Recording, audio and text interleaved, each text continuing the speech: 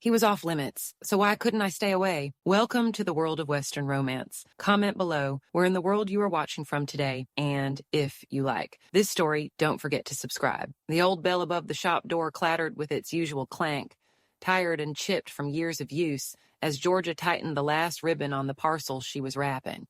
The smell of leather, dust, and tobacco hung heavy in the air, a scent so deeply embedded into the wood grain of the place that no amount of airing out would ever erase it. Her fingers worked quickly, expertly looping twine around the brown paper, but her mind was elsewhere, adrift on thoughts that didn't belong in the dusty corners of her family's general store. With her father away at the feed supplier and her mother upstairs folding laundry, Georgia had the front all to herself, and that meant no one to stop her from daydreaming. Mostly, her thoughts wandered to the upcoming Sunday because that's when she'd see him again. Reverend Daniel Jones had only been in town a handful of weeks, and already the entire parish was in a flutter. The previous pastor, old and balding, with a voice so soft it barely carried past the first pew, had retired after a stroke, and folks hadn't expected his replacement to be young, striking, and the subject of more whispered conversations than the price of bread. Georgia had noticed him immediately, not because of his looks, though she would have been lying to herself if she said those didn't matter, but because of the way he spoke. He had a gravity about him, a voice firm yet warm, and eyes that held steady on yours when he asked how you were doing. She'd never seen a man who looked like he carried sorrow in his smile, and it stayed with her long after his sermons ended. She glanced out the window as a wagon rolled by, pulled by a pair of dusty mules. Children chased it down the street, shouting and laughing, their boots kicking up dirt into the hot summer air. She remembered being that young once before. Her world narrowed to the back of the shop, the worn staircase leading to their cramped living quarters, and the sound of her baby brother crying through the thin walls at night. Georgia's own room barely fit a narrow bed and a chipped writing desk. She'd etched a cross into the underside of the wood and often traced it with her fingers when she couldn't sleep. That little desk had become her refuge, where she penned half-finished stories and unsent letters, some addressed to no one in particular, and lately one or two bearing the name Daniel in soft, hesitant strokes. The bell rang again, and she startled upright, pushing her curls behind her ears as a shadow fell across the threshold. But it wasn't a customer. It was him. Reverend Jones stepped in, his broad frame ducking slightly beneath the doorway. He was dressed plainly white shirt, sleeves rolled up to his elbows, and dust on his black trousers. A satchel hung over one shoulder, and he held a worn Bible against his side, though his eyes were anything but distracted. "Afternoon, Miss Georgia," he said, nodding once, his voice a mix of grit and honey. She tried not to flinch. He'd only ever used her name once before, but somehow it carried more weight than she expected. "Good afternoon, Reverend. Can I help you find something?" He smiled gently, the corners of his mouth turning up beneath the faint stubble on his cheeks. "I was told you carry ink and parchment. I've run through my supply already." Yes, of course," she replied, turning swiftly toward the shelf near the counter. She hated how fast her heart was beating, hated even more that her hands trembled slightly as she reached for the glass bottle of ink and the stack of paper. "Are you writing your next sermon already?" "Trying to," he said, stepping closer as she placed the items on the counter. "Though lately, I find the words don't come as easily as I'd like. Preaching's more than just talking. It's knowing when to listen." Georgia swallowed hard, her eyes flickering to his. They were blue so blue, it made her feel like she'd been dropped into cold water every time he looked at her like that. "Well, maybe that's why folks like your sermons. You're not shouting at us, just speaking to us." He studied her a moment as if weighing her words. "Thank you, Georgia. That means more than you know." He didn't move to pick up the items. He just stood there, close enough she could see the faint scar beneath his right ear. It made her wonder how he got it. She imagined all sorts of things, none of them suitable for polite conversation. Her cheeks warmed. From upstairs came the muffled sound of her mother's voice calling out for her to check on the stew. She blinked, the moment cracking like ice beneath a boot. "I should go stir the pot," she said awkwardly, sliding the ink and parchment into a small bag. "Wouldn't want the bottom to burn." Daniel took the bag with a quiet thank you, but didn't leave right away. His gaze lingered, softer now. "I'll see you Sunday, then." "Yes," she breathed, barely audible. "Sunday." He left as quietly as he came, the bell clinking behind him, the door sighing shut. Georgia didn't move for a moment. She just stood there, heart pounding, fingers still tingling from where their hands had brushed when he took the bag. She knew with the kind of certainty you feel in your bones that there was danger in the way she looked at him. Not danger like a rattler in the dirt or a gunman in the street, but the kind of danger that came with longing for something you weren't supposed to have. Reverends didn't take wives lightly, especially not barely grown girls who spent most of their days restocking beans and sweeping floors. And her parents, God bless them would be horrified if they knew what she was thinking. They trusted Daniel. They looked up to him. Her mother even said once that he reminded her of an angel sent to watch over their town. And maybe he was. But Georgia didn't want an angel. She wanted him. As the sun sank low over the dusty street outside, she finally moved. She grabbed a broom and began sweeping the floor, not because it needed it, but because she had to do something, anything, to burn off the storm rising in her chest.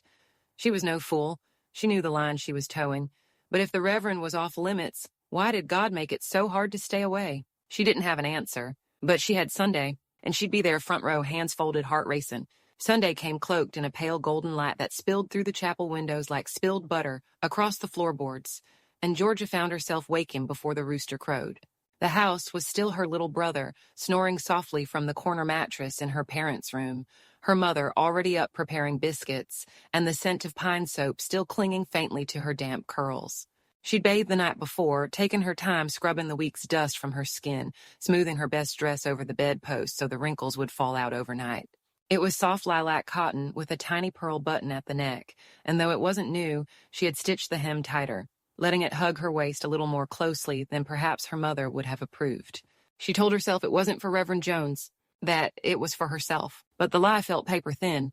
As they walked down the main road toward the chapel, her father guiding her brother by the hand, and her mother carrying a basket of hand-sewn hymnals to donate Georgia, kept her eyes forward. She didn't want to look too eager, and yet as they crested the hill and the little white building came into view, her heartbeat began to pound in her ears. He'd be there, just inside, maybe rehearsing his sermon, maybe reading quietly from the worn Bible he always carried, maybe thinking about her. Inside, the congregation was already gathering. Mr. and Mrs. Graves from the post office were seated near the front, their twin daughters giggling into their hands. Old Mr. Titus was nodding off in his pew already, and Widow Barnes was passing out little slips of paper with verses written in elegant cursive. Georgia found her usual spot near the middle, sandwiched between her parents, but her eyes darted immediately to the pulpit.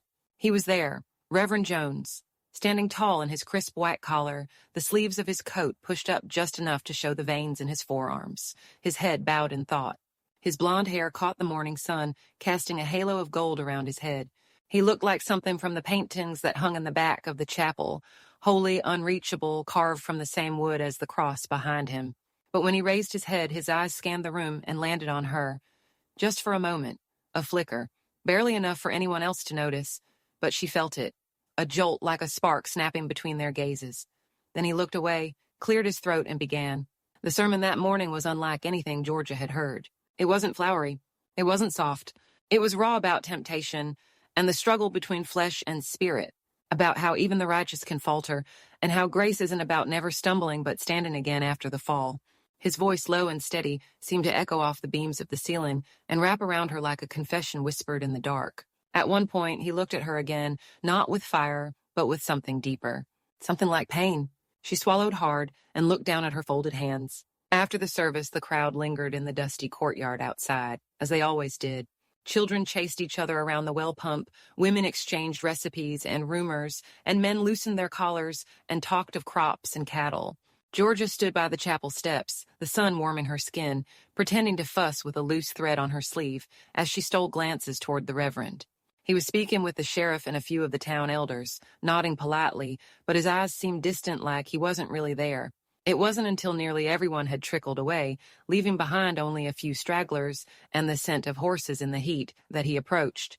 He didn't speak right away, just stood beside her and looked out over the dirt road.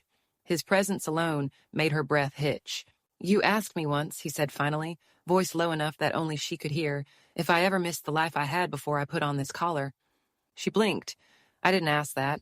"No," he said with the ghost of a smile, "but your eyes did." She turned to him then, fully, the breeze tugging gently at her curls. "What did you leave behind, Reverend?" His jaw worked, like he was chewing on a truth too heavy to swallow. "Things I can't go back to, mistakes, regrets, people I let down. Taking the cloth didn't erase any of that.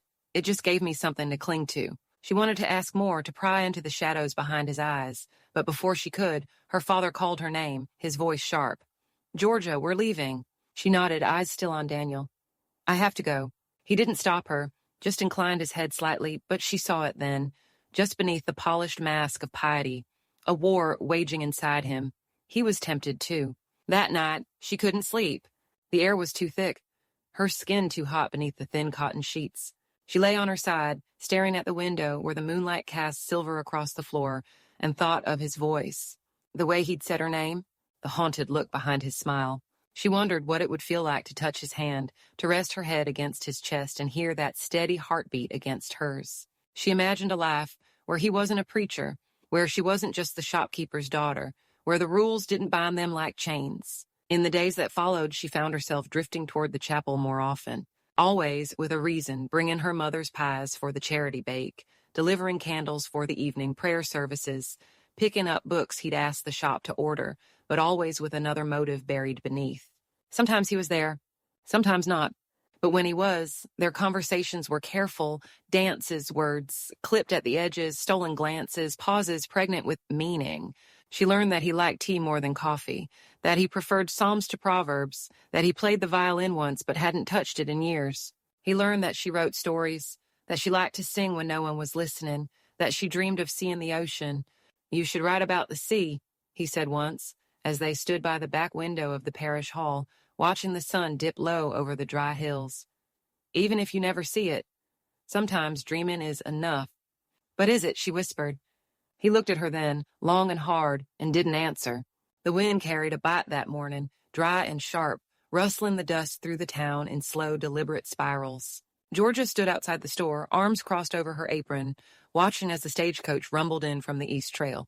It wasn't the coach that caught her attention, it rarely did, but the man who stepped off. He wasn't dressed like a preacher or a rancher. His suit was too dark, the lines too clean. His boots shone with polish instead of dust. And he didn't look around in the curious, hesitant way strangers did when they arrived in town for the first time. No, this man walked with purpose, eyes scanning the store fronts with a narrowed, calculating gaze. He paused briefly to light a cigar, his lips forming a thin line as he exhaled, then turned and strode toward the sheriff's office without a word. Something about him put Georgia on edge. She watched him disappear around the corner before ducking back inside, but her thoughts clung to his image like burrs on fabric. There was something off about him, something that didn't belong. And in a town like theirs, out in the open plains, where secrets often settled like dust in the cracks, anything that didn't belong was cause for suspicion. That afternoon, Daniel came into the shop again. It had been 3 days since she last saw him, 3 days that felt stretched out and hollow, and she felt the weight of every second between them when he stepped inside. He looked tired, more than tired, worn down. His coat hung looser than usual, and the shadows under his eyes had deepened, casting a somber hue over his usually calm face. He offered her a faint smile, but it didn't reach his eyes. "Afternoon," he said, voice rougher than usual, as though he'd been up late preaching to a crowd that refused to listen. "Afternoon," she echoed, forcing her hands to stay busy as she wiped down the counter, pretending not to notice the tension in his shoulders or the way he glanced over his shoulder like a man expecting company. "I came for that copy of the Pilgrim's Progress you set aside," he said. "For one of the boys from Sunday school." She retrieved it from behind the counter, but didn't hand it to him just yet. Instead, she looked him in the eye. "Who was that man that came in on the coach this morning? The one who went straight to the sheriff?" He stiffened, just slightly, but enough. "I saw him too," he said slowly, taking the book from her hands. "I don't know his name, but I reckon he's not just passing through." Georgia didn't speak right away. She watched him carefully, trying to read between the words, the hesitation, the subtle crease in his brow. "Is he here for you?" He didn't answer right away, and in that pause, everything changed. He didn't need to speak. The way his eyes dropped to the floor, the tightness in his jaw, it was enough. "I made mistakes before I came here," he said, finally. "Some of them were mine. Some of them weren't.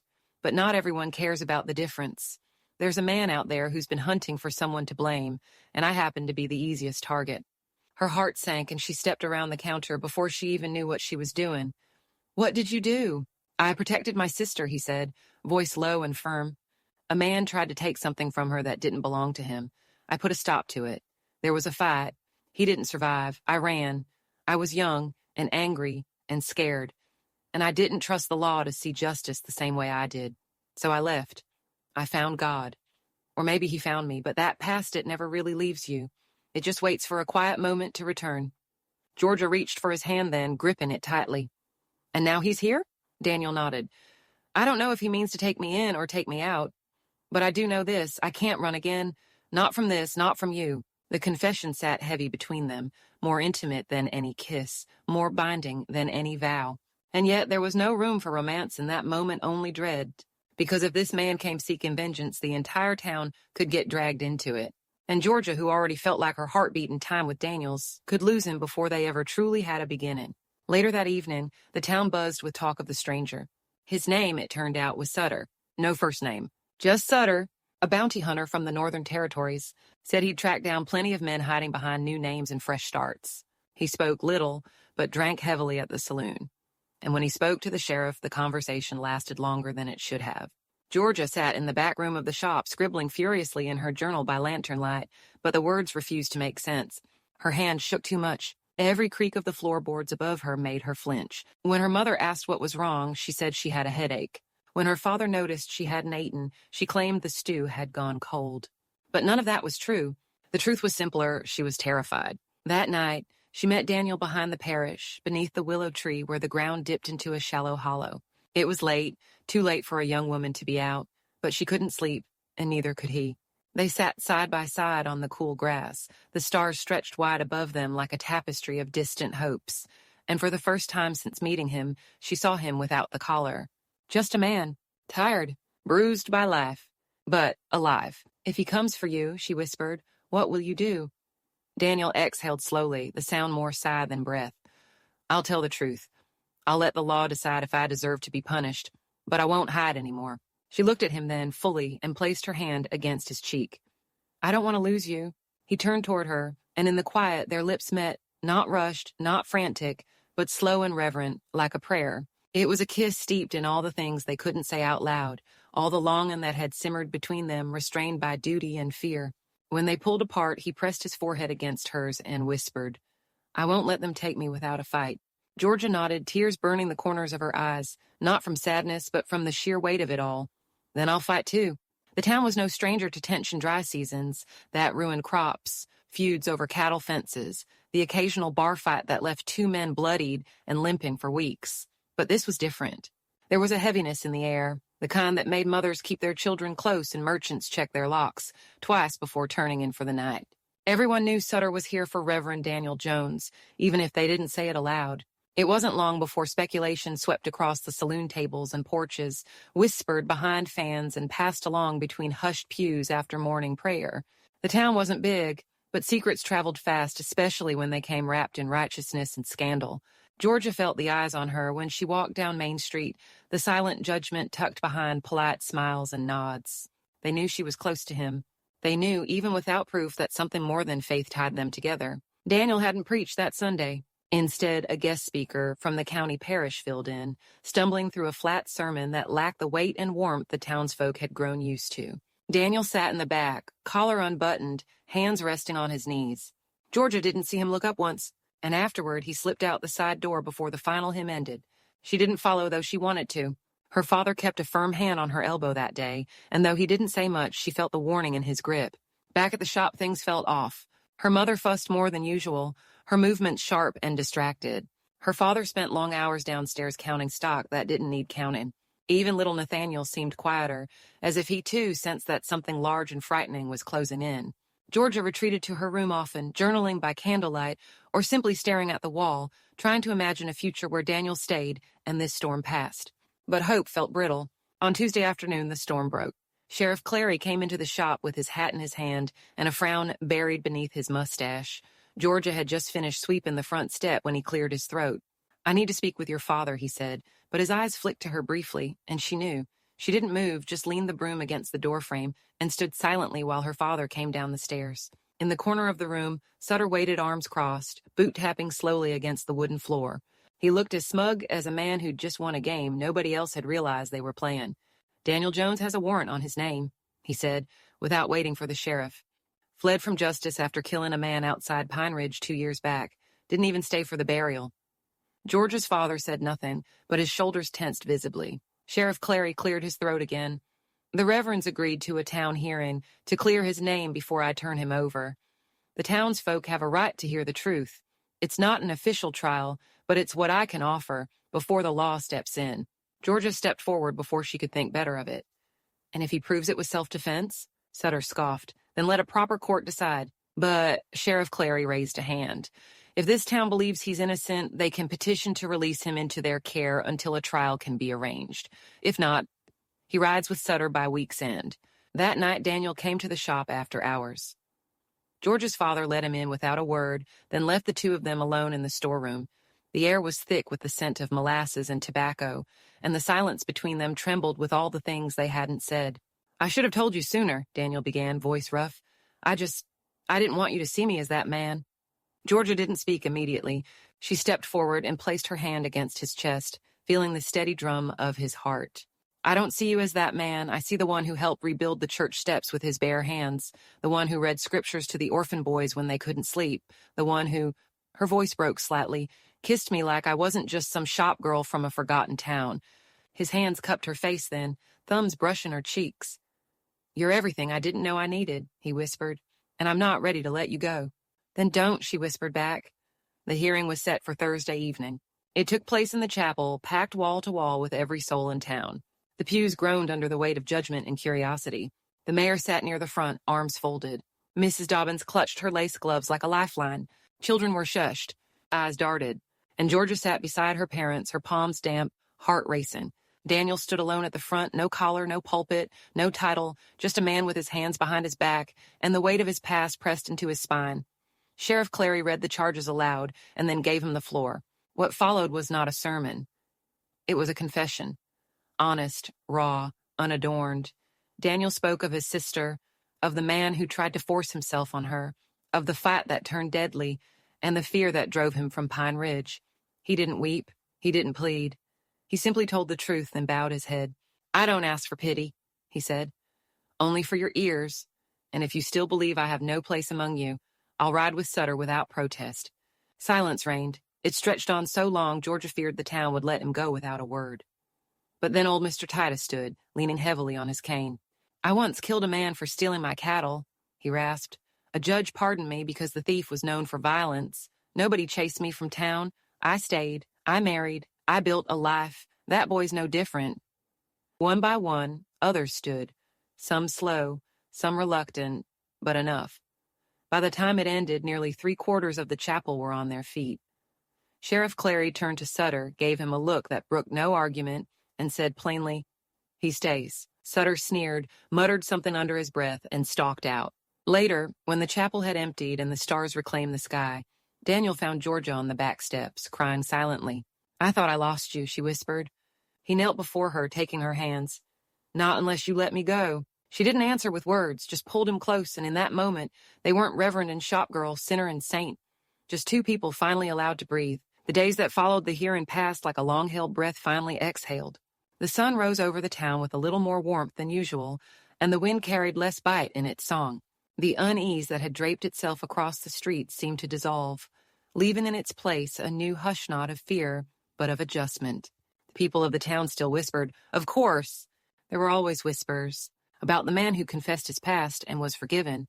About the girl who had held his hand in full view of the chapel after the final word was spoken.